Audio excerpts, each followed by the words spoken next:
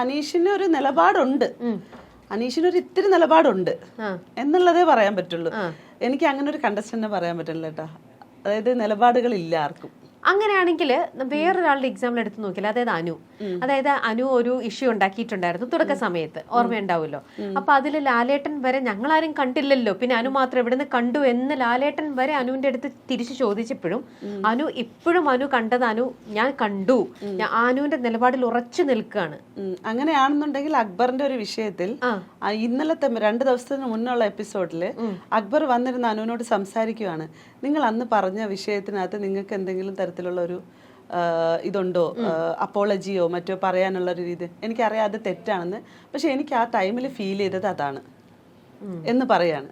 എനിക്കറിയാം ഞാൻ ചെയ്തത് തെറ്റാണ്. ആ തെറ്റാണെന്ന് നിസ്സാരമായിട്ട് അനുമോൾ അങ്ങനെ പറഞ്ഞിട്ട് പോകുമ്പോൾ, ഒരു പുരുഷനാണ്, അവൻ്റെ വിവാഹം കഴിക്കാൻ വേണ്ടിയിട്ട് ഒരു പെൺകുട്ടി പുറത്തിരിപ്പുണ്ട്, അവനൊരു കുടുംബമുണ്ട്, അവൻ്റേതായിട്ടുള്ള ഉത്തരവാദിത്തങ്ങളുണ്ട്.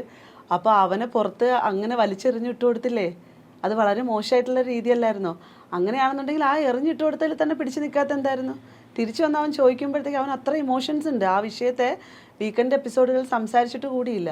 സംസാരിക്കാത്തതെന്ന് പറഞ്ഞാൽ ലാലേട്ടൻ എപ്പോഴും വന്നു കഴിഞ്ഞാൽ ഈ കുൽസിതങ്ങൾ തന്നെയാണ് ഈ സീസൺ.